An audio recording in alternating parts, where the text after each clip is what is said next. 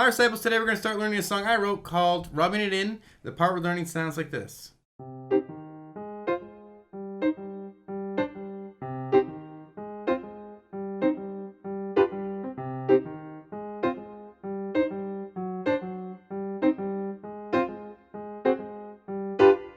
Now, once you learn that part, you'll know the part that comes right after that because it just repeats. And the other thing I need to say about this, for those of you who know the song, I'm going to teach you a version that I think is like the basic version, and then you can build on top of that. So every time I play the song, it's a little bit different. I kind of mess around.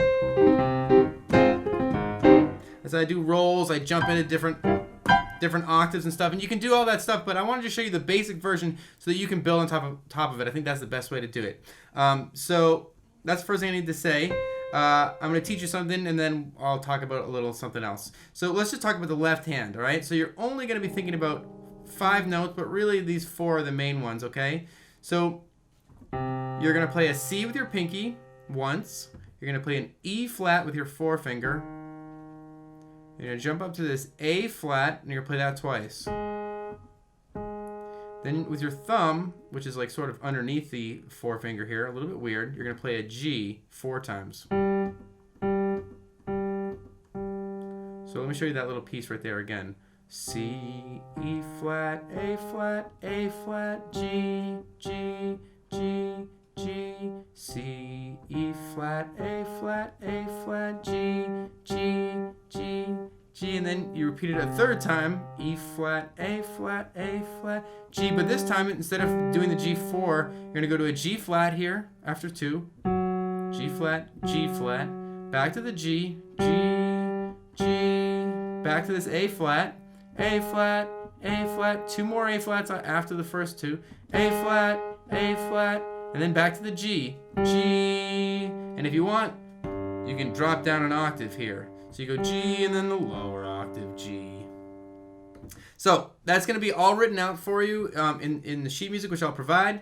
But I'm going to review it one more time so it's nice and clear, really slowly, okay? So you've got, and the other thing to remember here is that if you're counting 1, 2, 3, 4, 1, 2, 3, 4, if you're counting to 4, which you should be, the song's in 4/4, each one of those counts, your left hand is going to be playing a note. So 1, 2, 3, 4, 1, 2, 3, 4. Hopefully that helps or makes sense, all right? So let me show you once more all the way through this whole section, left hand only, okay? You've got C, oh, my dog's barking. C, E flat, A flat, A flat, G, G, G. I'm moving my hands out of the way. C, E flat, A flat, A flat, G, G. So you play that part twice, and then here's the 3rd time. C, E flat, A flat, A flat, G, G, G flat, G flat, G natural, G, A flat, A flat, A flat, A flat, G, G. That's where you do the octave. And then you basically, after that octave, you jump back and you start it over again for the next part. So here's what it sounds like, just left hand. No me talking.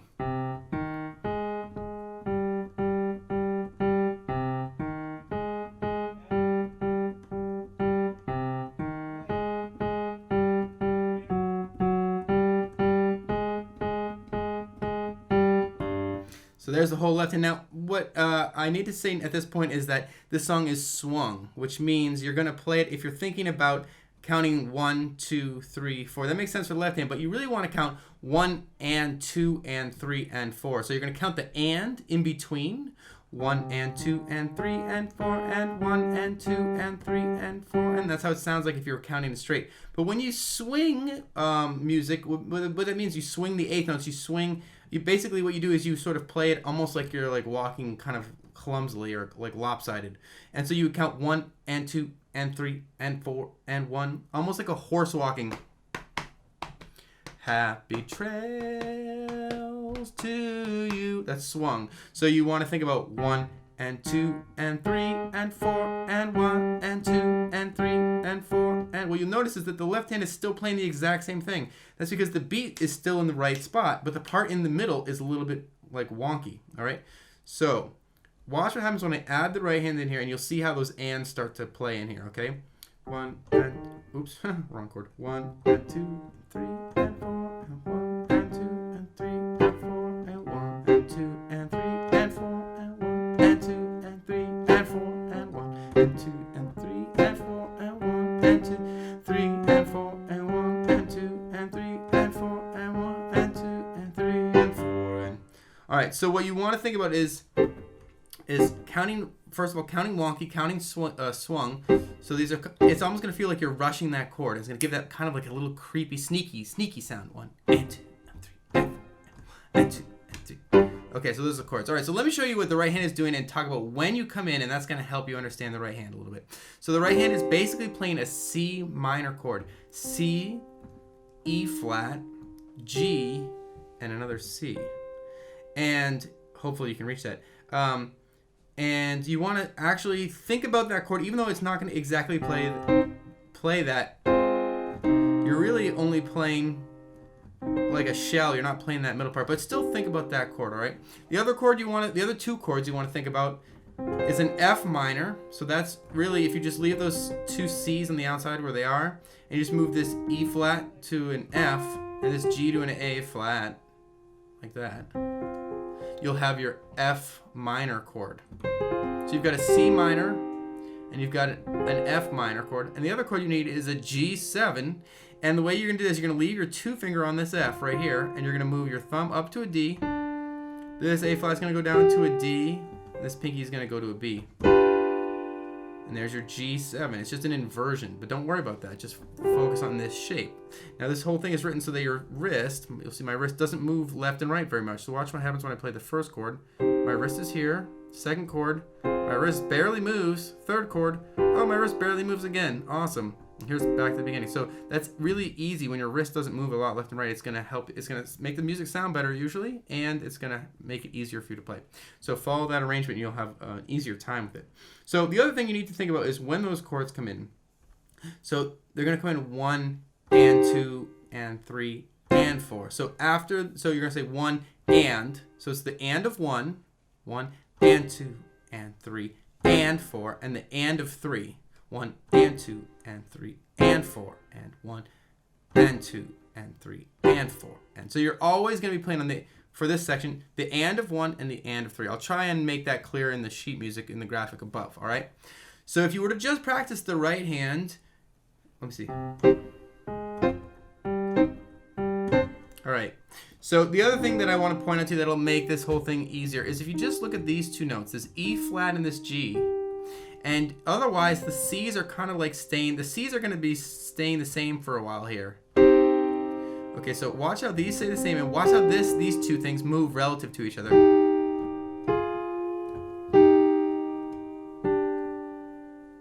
Okay, so that little movement there, if you can sort of see that close together, little spittle. If you can see that close together, then it'll be easier when you do what happens in the song, which is you spread things out. So watch. Once I play this note, this A flat with my left hand and this F with my right hand, see how we've got this thing going on. You see these two notes? And they're moving kind of relative to each other. Okay, so you want to see those two notes. Otherwise, the C's are kind of staying where they are.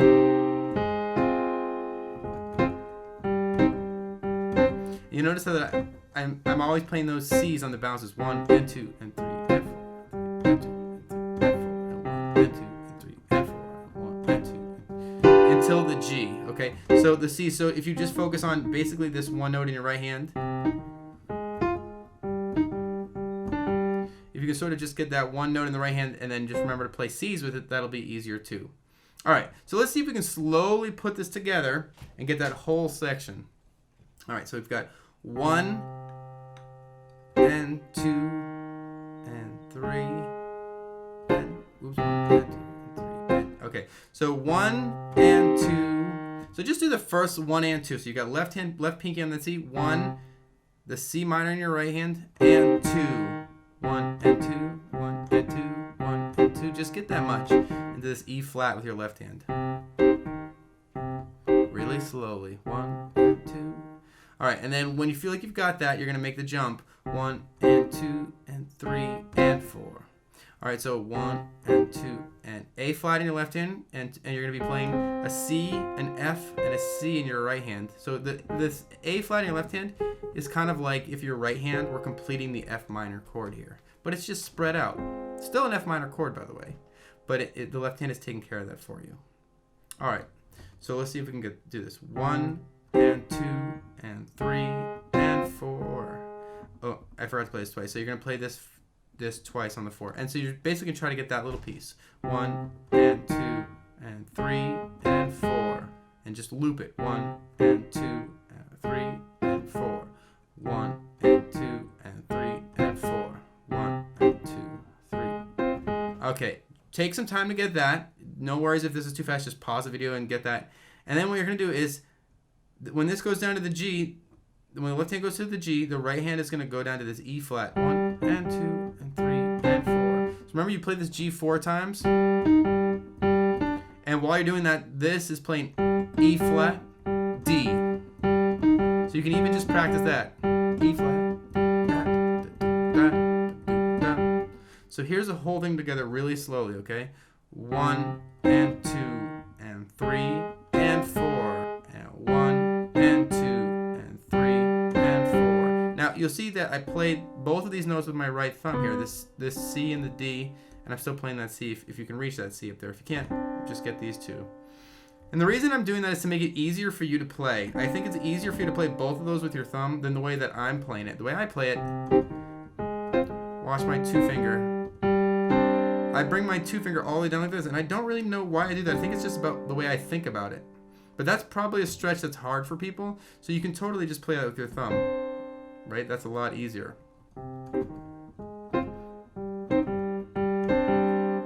All right? So once you get that pattern, it's going to repeat. Except here's the difference. Your left hand is repeating, but instead of ending on that weird chord here with your right hand, you're going to end on that G7. D, F, G, and B in your right hand. And then you're going to return sort of to the first part, okay? So you've got that. Now here's where it gets weird. Instead of just finishing on that, this left hand is going to come down to this F, to this G flat, right when you're playing the D in your right hand this time. So if you're going to play with your thumb, that's fine. And then watch how this D moves up to the E flat while this moves to the G.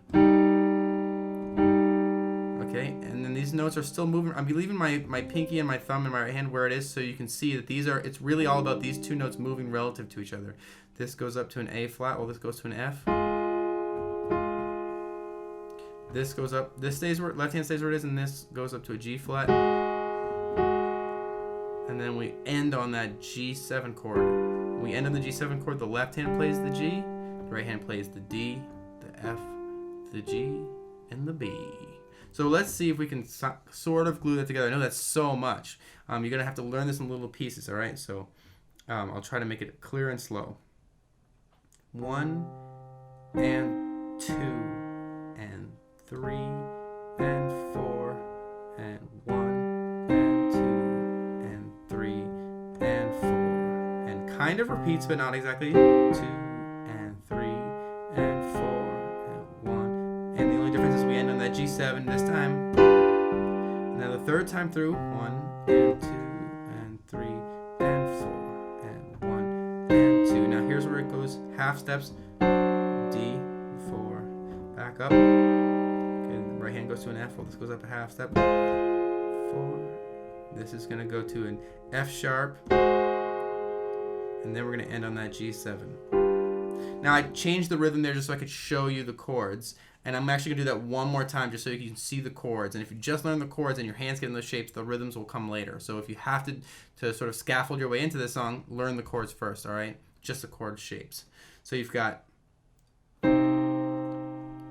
just play these chords, C, E flat, and C in your right hand while your left hand is playing a C, okay? And then move to an E flat with your left hand, an A flat with your right hand right as your right hand moves this 2-finger that's playing an E flat to an F. Okay? Then you're going to move back to that E flat with your 2-finger in the right hand, and you're going to move down to a G in the left hand. A doggy is barking. And then you're going to move down a half step with your right hand. This E flat is going to go to a D, and everything else is going to stay the same. Okay, then you sort of repeat. So, just like before, the E flat in your left hand, the F in the right hand as you go to the A flat in the left. You slide back down to this E flat while this goes down to the G in the left hand. Now here's the difference. Left hand stays where it is, but you're going to play that G7 chord that you just kind of combine everything and squish it in a little bit. There's the G7. Okay. Back to the start again. C, E flat in your left hand, A flat as this moves to the F. You go back to that E flat as the A flat in the left hand moves down to the G. Half steps lower for both of those two moving notes. So the right hand's going to go to a D. This is going to go to a G flat. This goes back up to where they were before. E flat in the right hand, G in the left. You're going to go to an A flat in the left hand and an F in the right hand. You're going to go to a G flat, leave that A flat in the left hand. And you're going to end with a G in the left hand and that crunched in G7 chord. And that's it, and then you just repeat. So that's the whole thing. I know I'm like kind of dressing it up now and showing off, but just get the basics, I swear. If you get the basic part down, the way I'm teaching you is a way that I'm actually playing it now, is a way that I would play it in the middle of the song. So don't feel like it's a watered down version, it's totally the version. Hey, thanks for watching. I want to let you know that this video is made possible by the generous support of my patrons, members of JoeRaciti.com, and by my awesome subscriber base. Thank you all so much for your support, it means so much to me.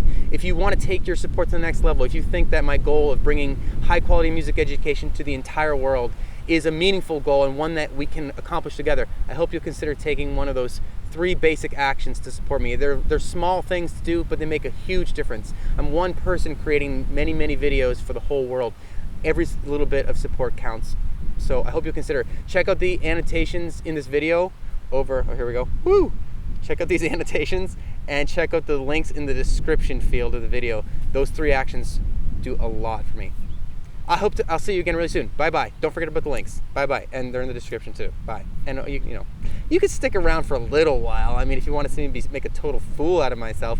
Also, it's about to rain, so I'll probably get totally soaked in a second if you just wait long enough. Actually, maybe you should just click on the links and go, because it's going to be embarrassing and I'm going to get wet and it's going to look weird. I just think, you should probably just leave. Yeah. I'm going to leave soon, so you probably should. Bye.